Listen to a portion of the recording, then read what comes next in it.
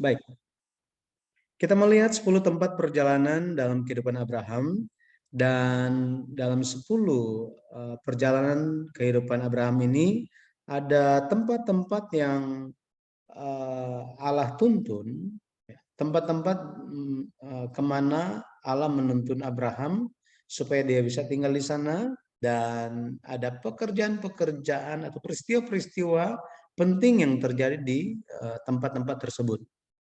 Hari ini kita akan masuk ke tempat yang ketujuh, yaitu Hebron. Hebron ini sangat terkenal, bahkan sampai hari ini banyak wisatawan yang ziarah anak-anak Tuhan yang pergi ke sana untuk melihat Hebron itu. Baik, mengenai perjalanan kehidupan Abraham itu ada 10 tempat, dari tempat dia lahir sampai dia mati. Setidaknya ini 10 tempat inilah yang ditampakkan oleh Alkitab, ya, oleh Alkitab. Kita telah melihat bersama-sama bagaimana Abraham itu dipanggil keluar dari tanah Ur Kasdim. Kemudian bersama-sama dengan ayahnya Tera, kemudian dengan istrinya Sarah, dan bersama dengan adiknya, yaitu bukan adiknya, tetapi bersama dengan ponakannya, jadi anak dari saudaranya, yaitu Lot. Ya, mereka berangkat dari Ur Kasdim menuju tanah Kanaan, tetapi Kejadian 11 ayat 31 mengatakan mereka tiba di Haran dan menetap di sana. Sehingga ada beberapa tahun mereka ada di Haran, dan mereka melanjutkan perjalanan kalau kita lihat setelah Allah memanggil Abraham untuk kedua kalinya di Haran. Di Haran, kalau kita baca di Kejadian 12 ayat 1, dikatakan, berfirmanlah Tuhan kepada Abraham, pergilah dari negerimu dan dari sanak saudaramu dan dari rumah bapamu ini ke negeri yang akan kutunjukkan kepadamu. Jadi ditambahkan di sini harus meninggalkan, pergi dari rumah bapaknya, yaitu siapa? Yaitu Terah. Ya, Terah. Hal ini membuat kita lebih memahami ketika Alkitab mencatat di ayat yang kelima, Kejadian 12 ayat yang kelima, Abraham membawa, ya, kalau ayat yang keempat dikatakan ketika ia berangkat dari Haran itu umurnya 75 tahun, dan ayat yang kelima dikatakan Abraham membawa Sarai istrinya dan Lot anak saudaranya. Jadi mereka berangkat dari Haran kemudian tiba ke tanah Kanaan. Nah, Terah di sini sudah tidak ada, ya. Maksudnya Terah tidak ikut bersama-sama dengan mereka. Ya, Terah tidak ikut bersama-sama dengan mereka. Baik. Dari sana, dari Haran mereka pergi, kemudian kalau kita baca selanjutnya di Kejadian pasal 12, Abraham melanjutkan perjalanan menuju ke Sikem. Sebenarnya Sikem itu bukan suatu tujuan dari Abraham, tetapi dia setelah tiba di tanah Kanaan, dikatakan bahwa dia jalan terus. Kejadian 12 ayat yang ke-6 dikatakan dia terus jalan, setelah tiba di tanah Kanaan dia terus berjalan, kemudian dia tiba di satu tanah yang namanya Sikem. Di Sikem inilah Allah menampakkan diri untuk pertama kalinya kepada Abraham, dan pertama kalinya Allah menjanjikan tanah Kanaan kepadanya dan kepada keturunannya. Itu terjadi di Sikem. Dari Sikem, Abraham terus melanjutkan perjalanannya menuju ke suatu tempat antara Betel dan Ai. Ya, Betel rumah Allah artinya, kemudian Ai artinya reruntuhan. Nah, di sini jadi di antara dua tempat ini, tetapi kemudian terjadi kelaparan di sana. Kita kalau baca terus di Kejadian 12 ayat yang ke-10, 11 dan selanjutnya, Abraham pergi ke Mesir. Di Mesir suatu hal yang tragis terjadi. Istrinya itu diambil ke istana Firaun, dan ini suatu peristiwa yang sangat berbahaya sebenarnya, sangat krisis yang terjadi di sana. Kenapa? Karena janji Tuhan kepada Abraham bahwa Abraham itu akan memiliki keturunan. Kalau kita lihat secara kontekstual itu bicara mengenai keturunan antara Abraham dan Sarah, kan? Jika Sarah itu dinodai oleh Firaun Mesir, maka Abraham menempatkan perjanjian Tuhan tentang kedatangan keturunan perempuan. Abraham menempatkan janji ini di dalam suatu kondisi yang sangat berbahaya, ya, terancam, ya, terancam. Nah, tetapi pada akhirnya Allah menolong dia, melindungi Sarah dan membuat mereka itu keluar dari Mesir. Mereka kembali kemana? Ke antara Betel dan Ai. Antara Betel dan Ai. Nah, dari antara Betel dan Ai di sini Abraham melanjutkan perjalanannya itu pergi ke Hebron. Hebron. Baik. Jadi ada yang terjadi, jadi ada peristiwa yang terjadi di antara Betel dan Ai. Coba kita lihat dulu ya. Kejadian pasal 13. Jadi ini telah berbicara tentang pasalnya yang ke-13. Di Kejadian pasal 13 dikatakan, maka pergilah Abram dari Mesir ke tanah Negeb dengan istrinya. Tanah Negeb ini tanah selatan, ya, wilayah selatan, dengan istrinya dan segala kepunyaannya, dan Lot pun ikut bersama-sama dia. Adapun Abram sangat kaya dan banyak ternak, perak, dan emasnya. Ia berjalan dari tempat persinggahan ke tempat persinggahan. Ya, ini tempat persinggahan dan tempat persinggahan ini tidak ditulis dalam Alkitab di mana saja. Nah, sehingga mereka sepertinya tempat-tempat tersebut itu hanya sementara saja, hanya singgah terus langsung jalan, tidak menetap untuk waktu yang lama. Oke. Dari tanah Negeb kemudian apa? Dikatakan sampai ke Betel, di mana kemahnya mula-mula berdiri antara Betel dan Ai. Jadi dia kembali ke tempatnya yang semula.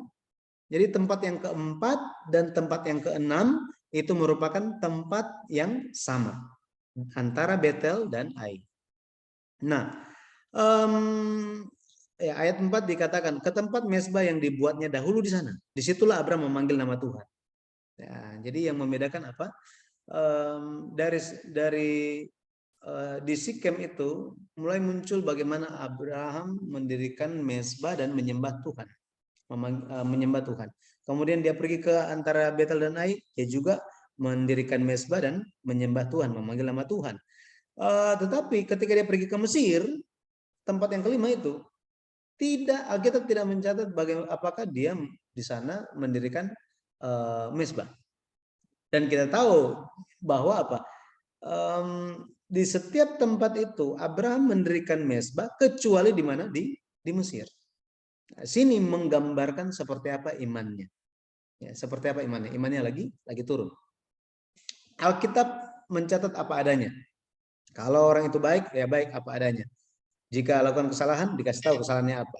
Dan bagaimana dia berbalik kepada Tuhan dan dia bertobat dan menerima belas kasih Tuhan, pengampunan, dipulihkan. Nah, Alkitab tulis apa adanya. Nah, seperti ini ya. Nah, jadi kalau kita lihat di ayatnya yang Kejadian 13 ayat yang ke-6 dan ayat yang ke-7 dikatakan konteksnya mereka lagi di wilayah antara Betel dan Ai. Antara Betel dan Ai. Nah, apa yang terjadi di sana? Kita tahu bahwa ada di ayat yang ke-7 ada perselisihan, perkelahian antara gembala-gembalanya Abraham dan gembala-gembalanya Lot. Karena mereka sangat kaya, ya, mereka sangat berkembang waktu itu.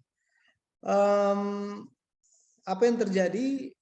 Pada akhirnya Abraham dan Lot berpisah. Di mana? Di antara Betel dan Ai. Oke? Nah, jadi kita tahu di sini ya. Tapi kalau kita lihat berapa lama Abraham itu tinggal di antara Betel dan Ai? Sepertinya Abraham berdiam di sana itu sejak umurnya 76 tahun sampai dia berumur 83 tahun. 83 tahun. Jadi sekitar 7 tahun dia ada di sana. Sekitar 7 tahun. Abraham dia adalah seorang pengembara. Dia tidak menetap di satu tempat untuk waktu yang lama.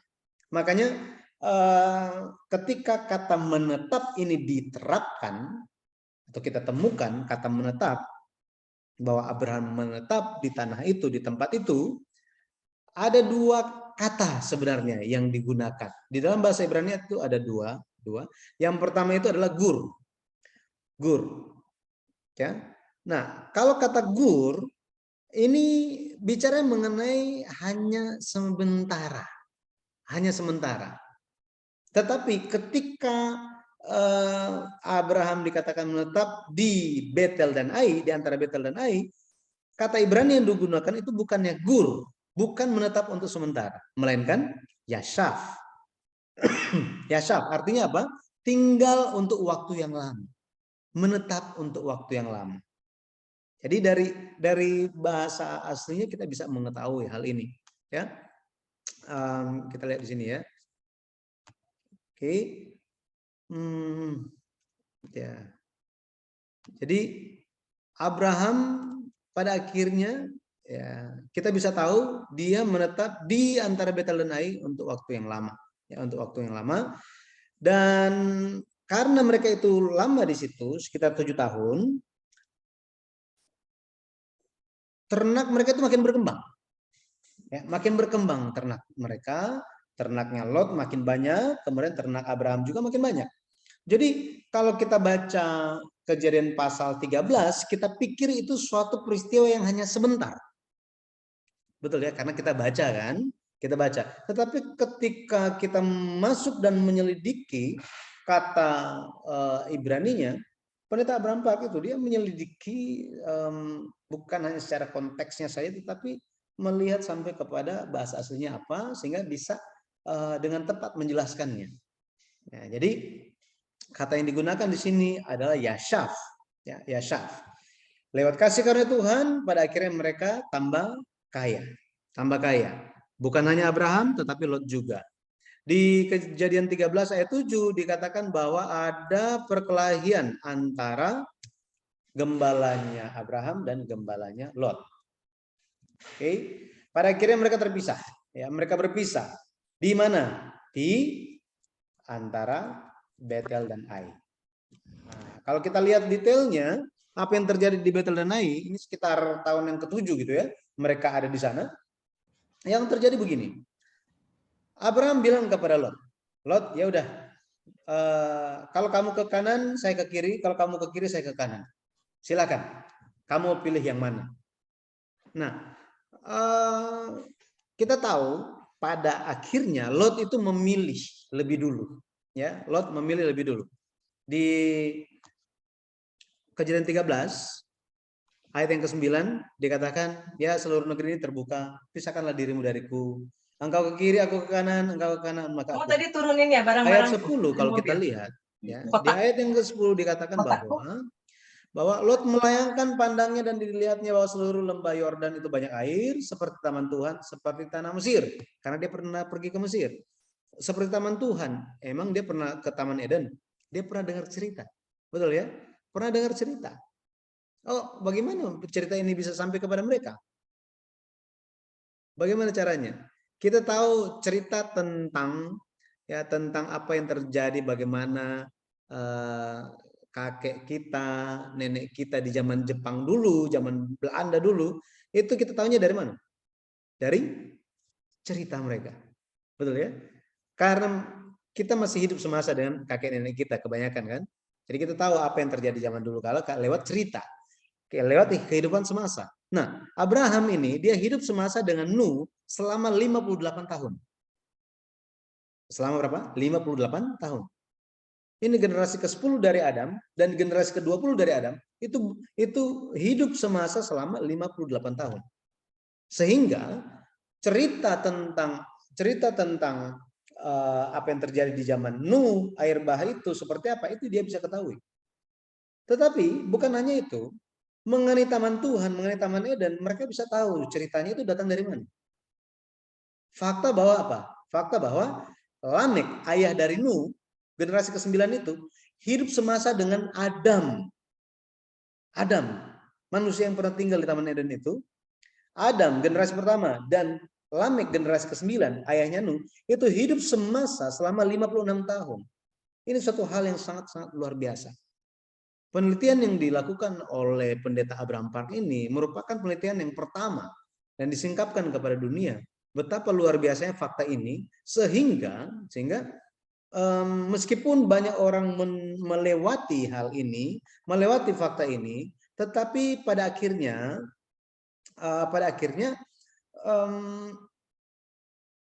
kita lewat buku seri sejarah penebusan kita bisa tahu. Dalam buku seri yang pertama, silsilah di Kitab Kejadian, kita bisa tahu bagaimana ternyata pewarisan iman telah terjadi. Dalam hal ini, dari mana mereka tahu tentang taman Tuhan? Taman Tuhan, Taman Eden itu mereka bisa tahu karena kehidupan semasa ini, ya, dengan bapak-bapak leluhur mereka. Nuh telah tahu, ayahnya Nuh, Lamek telah tahu seperti apa Taman Eden itu. Karena apa? Karena dia hidup semasa dengan Adam selama 56 tahun. Kehidupan semasa anaknya Lamek, yaitu Nuh, selama 58 tahun dengan Abraham, di sini menyeratkan kepada kita bahwa pewarisan iman itu sudah terjadi. Ya. Nah, jadi di sini kita kembali lagi kepada konteks di Kejadian pasal 13, di antara Betel dan Ai, Lot dia memilih lebih dulu. Dia memilih lebih dulu.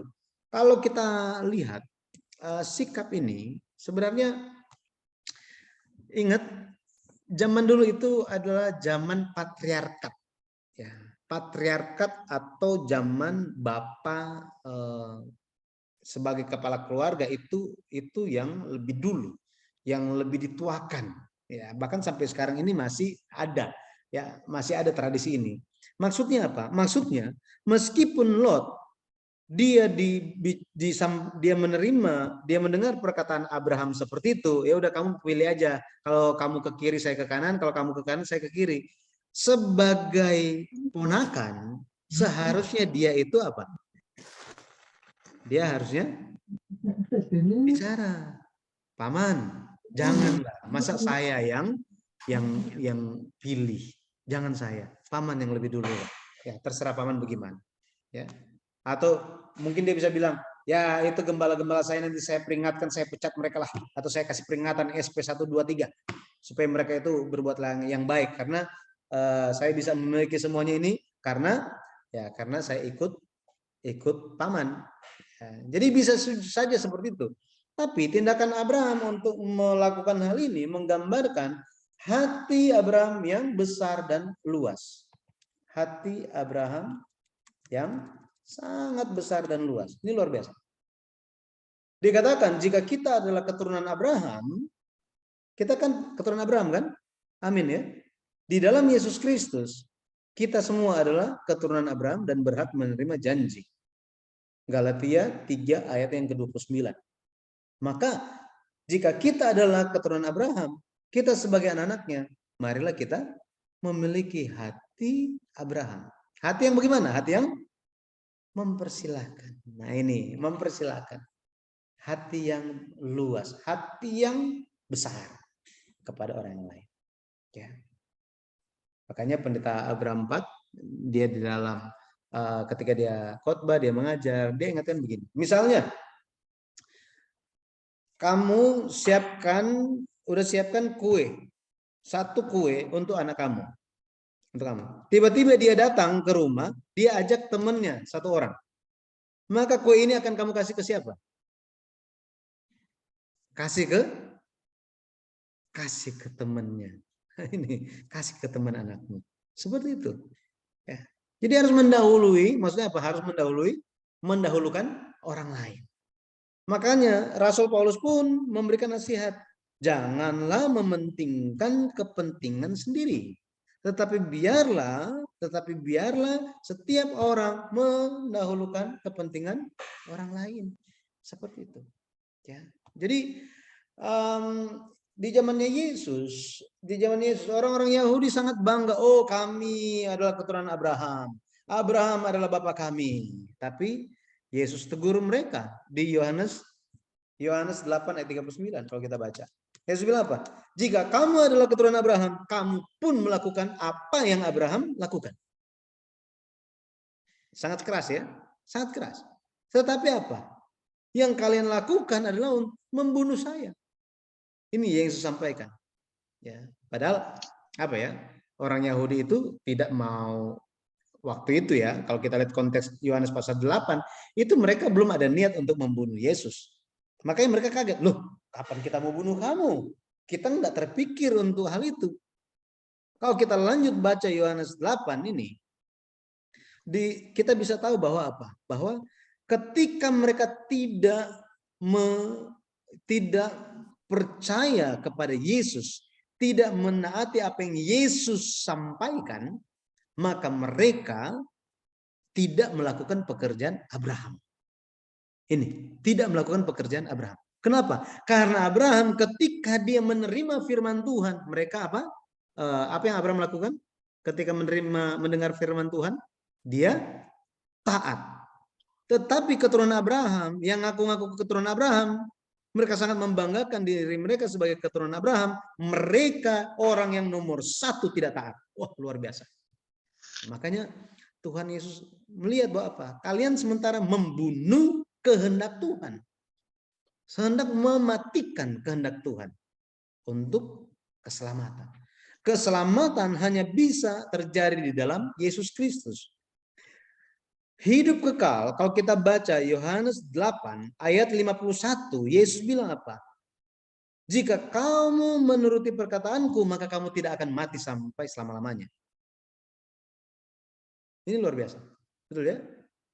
Tetapi kalau kita lihat ya, keturunan Abraham, orang-orang Yahudi kebanyakan hanya ingin berkatnya Abraham, tetapi imannya Abraham, perbuatan atas iman Abraham itu mereka tidak mau lakukan.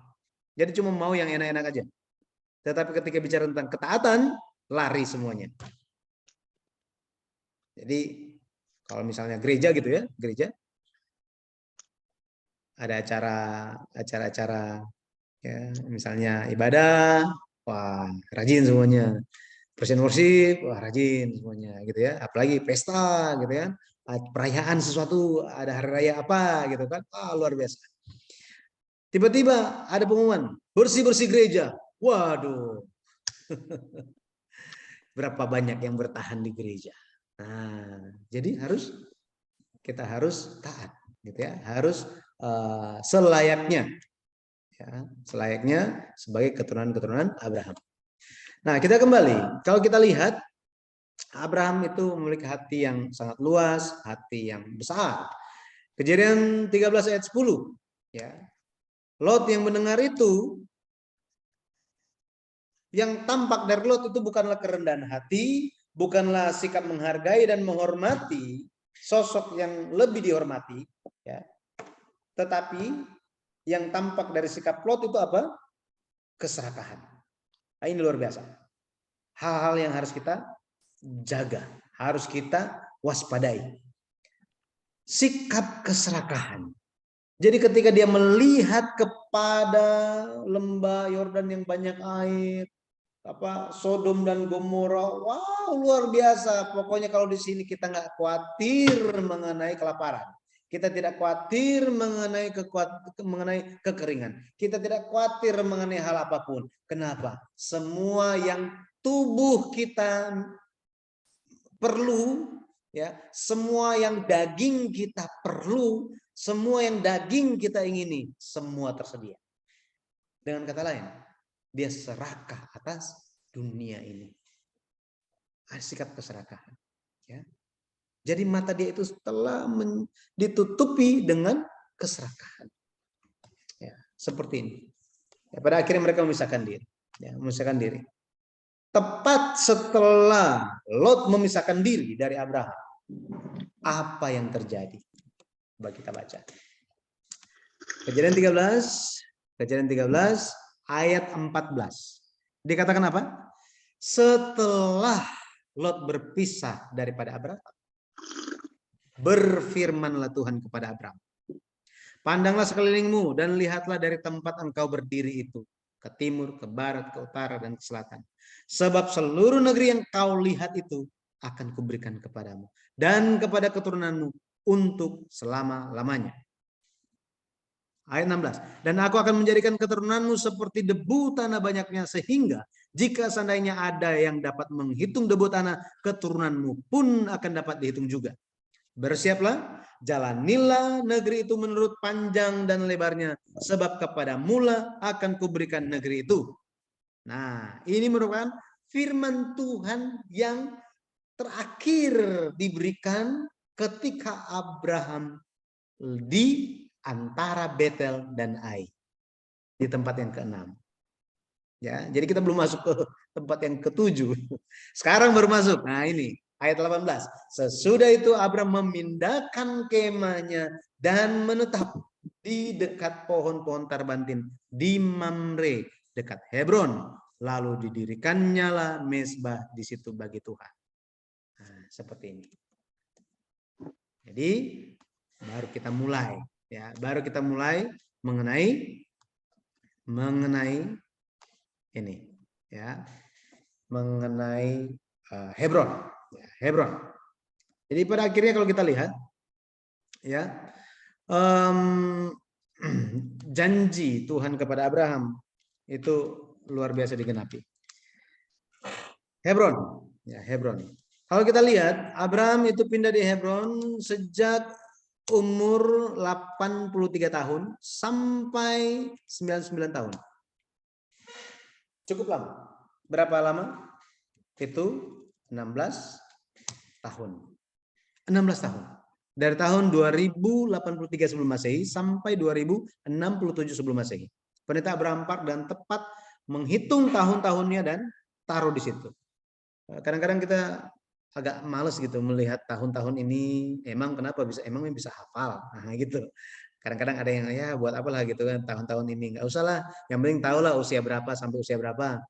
Tapi kita perlu tahu ini kenapa? Supaya yang pertama-tama kita diyakinkan bahwa yang sedang kita bicarakan adalah fakta sejarah, benar-benar terjadi. Dengan demikian, dengan keyakinan yang kita miliki, ini bukan hanya firman Tuhan yang kita dengar saja, tetapi ini merupakan fakta sejarah yang pernah terjadi di dunia ini.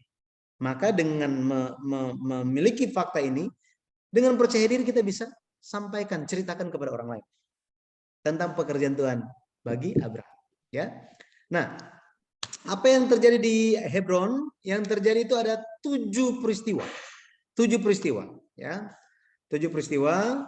Pada akhirnya kalau kita lihat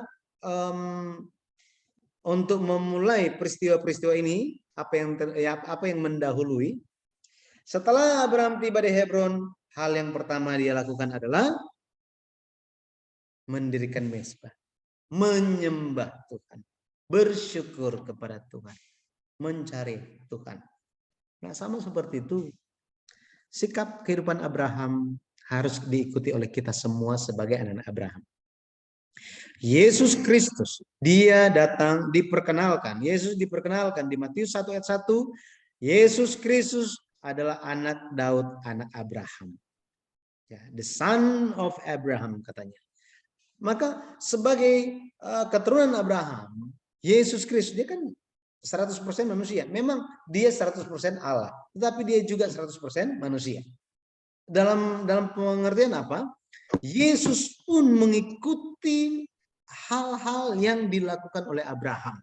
Tentu hal-hal yang baik gitu ya, karena ada saat-saat Abraham tidak baik. Maksudnya apa? Maksudnya begini. Yesus dia selalu mengedepankan hal berdoa. Betul ya? Dia selalu berdoa, senantiasa berdoa. Hal ini pun diikuti oleh Rasul Paulus. Rasul Paulus selalu berdoa dan selalu berdoa. Rasul-rasul menjalankan hal itu. Ya, bapak-bapak gereja laksanakan itu. Hari ini kita pun sama. Bahkan pendeta senior kita itu ajarkan apa? Ketika kalian datang ke gereja, yang pertama kalian lakukan apa? Jangan dulu bicara ngobrol-ngobrol apa semuanya, tetapi duduk dan berdoalah terlebih dulu. Seperti itu, berdoalah. Ketika pulang ke rumah, berdoalah. Ketika sampai ke tempat kerja, berdoalah terlebih dahulu. Jadi mendahulukan syukur, bersyukur, berdoa, menyembah Tuhan. Seperti itu, ya. Nah, baik. Abraham memulai setiap kecuali di Mesir ya. Dia memulai setiap kali tiba di suatu tempat, dia mulai dengan apa? Dengan menyembah. Bersyukur kepada Tuhan.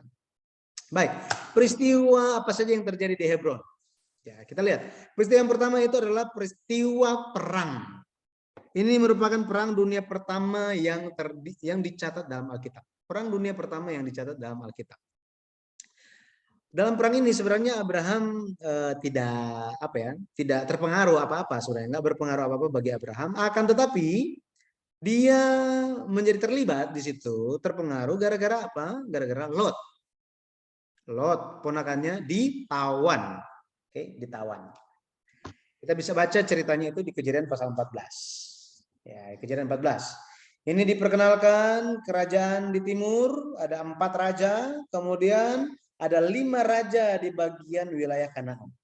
Ya, wilayah Kanaan.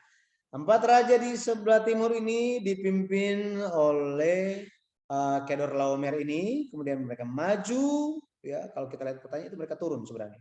Ya, turun dan mengalahkan raja-raja. Jadi 4 kerajaan lawan 5 kerajaan.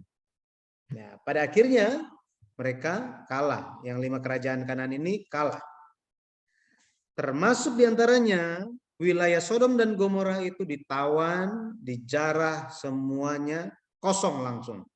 Jadi kota-kota semua yang di wilayah Kanaan itu langsung kosong semuanya, ditawan semuanya. Dan tersisa itu mati ataupun melarikan diri gitu ya. Nah, Kejadian 14 ayat 11 sampai 12 menggambarkan hal ini. Nah, kalau kita lihat Abraham tidak bisa membiarkan hal ini, tetapi Abraham maju. Ya, Abraham maju. Di ayat yang ke-13, Kejadian 14 ayat yang ke-13, dia mendengar kabar. Ya, mendengar kabar. Kejadian 14 ayat yang ke-13 dikatakan, kemudian datanglah seorang pelarian dan menceritakan hal ini kepada Abraham, orang Abroni itu, orang Ibrani itu. Antara Hebron dan Ibrani akhirnya jadi Obrani. Maaf ya. Jadi Abraham orang Ibrani itu yang tinggal dekat pohon-pohon terbanding kepunyaan Mamre orang Amori itu. Saudara Eskol dan Aner yakni teman-teman sekutu Abraham. Kalau kita lanjut ke ayat 14. Ketika dia dengar itu, dia langsung kumpulkan 318 orang, ya, 318 orang yang terlatih, ya, orang-orang yang terlatih. Artinya apa? Bukan hanya terlatih. Kalau kita pikir ya terlatih ini kayaknya terlatih perang gitu ya. Tapi sebenarnya mereka itu hanya bisa latihan mendasar aja mengenai perang, gitu ya. Mereka sebenarnya ya anak gembala semua gitu. Kenapa? Karena papa mama mereka profesinya ya menggembalakan, mengurus semua harta Abraham. Tetapi mereka semua lahir di rumahnya Abraham katanya, ya, rumah Abraham. Ini katakan yakni mereka yang lahir di rumahnya, 318 orang banyaknya. Kemudian mereka mengejar musuh kalau kita lihat, ya. Dan ketika mengejar musuh ini jaraknya luar biasa. Dari Hebron mereka kejar sampai ke Damsyik. Antara Hebron dan Damsyik itu nanti dalam pertemuan selanjutnya saya tunjukkan petanya. Sekarang ini saya tidak ada petanya. Dari Hebron mengejar dari selatan ini mengejar ke Damsyik di arah utara itu jauhnya potong tengah itu garis lurus itu 191 km. Bayangkan mereka kejar sampai di situ ternyata apa? Oh, pasukan yang 4 raja itu dengan semua orang yang ditawan itu telah berangkat, ya telah berangkat katanya sampai ke Hoba, satu tempat namanya Hoba. Jadi dari Damsyik Abraham dan teman-teman sekutu beserta dengan dia 318 orang itu mengejar dengan jarak 70 km lagi. Bayangkan dari 191 km kemudian tambah lagi 75 km. Sebenarnya lebih dari ini. Jadi mereka mengejar itu luar biasa. Bayangkan dari Jakarta, Bandung masih terus lagi. Jakarta, Bandung masih terus lagi. Nggak tahu sampai ke Garut atau enggak. Sangat-sangat jauh. Sangat-sangat jauh. Gitu ya. Damsyik. Ya. Luar biasa. Ya. Makanya kalau kita lihat Abraham itu mempertaruhkan nyawanya untuk siapa? Untuk Lot. Masih ingat nggak siapa Lot itu? Ponakan yang nggak tahu diuntung kan?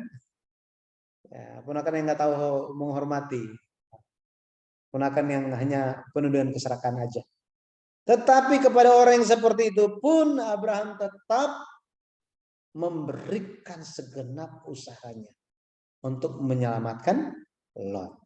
Menyelamatkan Lot. Hari ini di sekitar kita mungkin ada orang-orang yang apa ya? Yang menurut kita, aduh, kayaknya ini orang, sorry ya, kamu pernah merepotkan saya deh kayaknya. Kamu nggak pernah bantu saya deh. Kamu begini deh, kamu begitu deh. Kamu kan pernah jahatin saya, lebih lagi. Tetapi kalau kita lihat, Abraham memiliki hati yang demikian. Lebih lagi Yesus bilang apa? Jika kamu mengasihi saudaramu sendiri, yang itu nggak perlu ngomong. Mau orang yang tidak percaya pun lakukan hal yang sama. Mereka mengasihi orang yang tidak percaya itu mengasihi saudara mereka juga. Tetapi aku berkata kepadamu, kasihilah musuh. Ini satu hal yang tidak mudah. Makanya kita perlu berdoa dari sekarang. Betul ya? Berdoa supaya Tuhan mampukan kita. Mampukan kita. Pendeta Abraham 4, saya teringat, pendeta Abraham 4 itu mempertaruhkan nyawanya.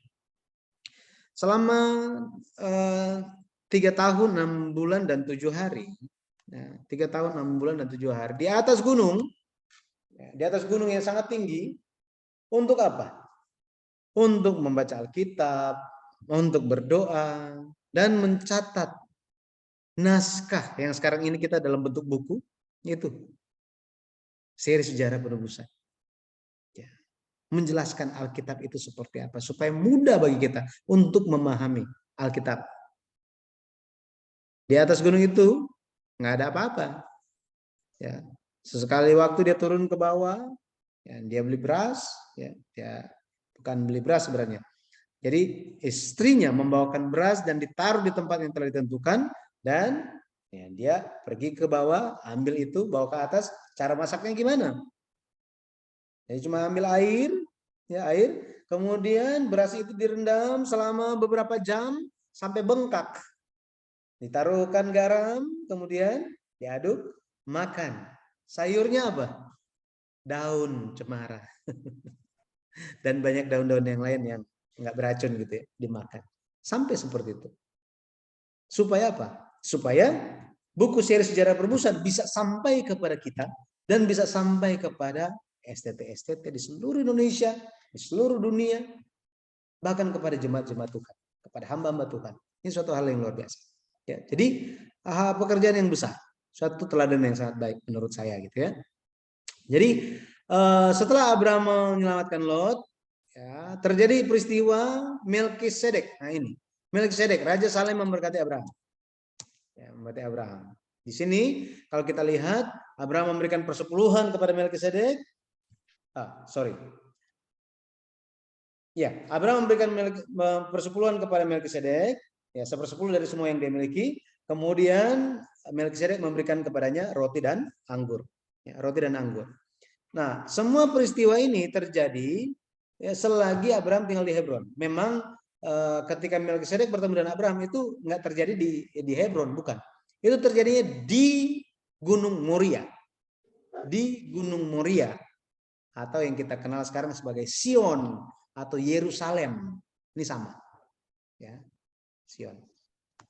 Maka perang itu, ya, perang yang terjadi, ya, perang yang terjadi di sini, 4 raja melawan 5 raja, 4 raja melawan 5 raja Kanaan. Kemudian berperang Abraham ini bukan cuma beberapa hari, ya, ini kurang lebih itu 1 tahun, bisa 1 tahun. Ya, makanya kalau kita lihat dari sudut pandang sejarah penebusan ya, dari sejarah penebusan, peristiwa ini terjadi ketika umur Abraham itu 83 tahun sampai 84. Nah, Abraham dia menyelamatkan Lot, ya ponakannya. Tetapi pada akhirnya jarang, ini kan yang dia pergi itu, dia rute dia pergi menyelamatkan Lot, dan ketika dia kembali lagi, ini merupakan suatu tempat yang sangat jauh, perjalanan yang melelahkan, sangat jauh, mempertaruhkan nyawa. Tapi pada akhirnya, ketika kita melihat peristiwa yang pertama ini yang terjadi di Hebron, Allah sedang di satu sisi sedang memperlihatkan kepada Abraham batas-batas tanah yang dijanjikan kepada Abraham itu sampai kemana sih? Nah, ini sehingga apa? Sehingga dia bisa pergi. Jadi dia bisa pergi. Nanti di kesempatan selanjutnya saya harap semua yang ikut belajar hari ini ikut, ya, jangan terlewat untuk Jumat depan jam 5 sore. Nanti bisa lihat itu, ya, rute rute misi penyelamatan yang Abraham lakukan itu. Kalau lihat di petanya, dia pergi kemana saja, rutenya, rute pergi dan dia kembali, ini memperlihatkan, oh, dia telah melihat dan menyaksikan, dia telah melewati setiap tanah di Kanaan itu, di wilayah Kanaan itu, dan di mana dia melewati tanah itu, itulah yang dijanjikan kepadanya. Itulah yang akhirnya menjadi milik Abraham dan keturunannya. Luar biasa. Padahal sebenarnya peristiwanya kan cuma, yang terjadi cuma apa ya? Ya menyelamatkan Lot aja. Kalau kita baca Kejadian pasal 14 ya kita hanya tahu itu kan. Tetapi dari sudut pandang Tuhan, dari sudut pandang sejarah penebusan, Abraham sementara melewati setiap tanah yang pada akhirnya nanti akan dia miliki, akan keturunannya miliki.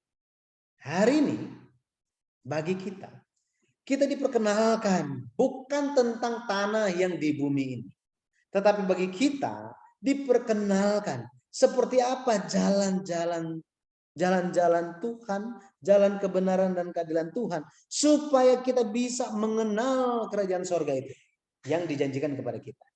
Rute untuk pergi ke sana, caranya bagaimana, persyaratannya seperti apa, semuanya dibukakan kepada kita lewat mempelajari, lewat memperhatikan Abraham. Pada akhirnya ketika kita mengikuti, mempelajari firman Tuhan, ya, saya berdoa di dalam nama Tuhan Yesus Kristus, kita pada akhirnya bisa lebih memahami bagaimana Allah bekerja, bagaimana cara kita untuk mengenal jalan-jalan Tuhan, lebih lagi mengenal kehendak Yesus Kristus yang mengasihi kita, dan pada akhirnya kita bisa mengenal kerajaan surga yang akan dihadiahkan kepada kita. Ya, berkat yang luar biasa. Haleluya. Amin. Baik.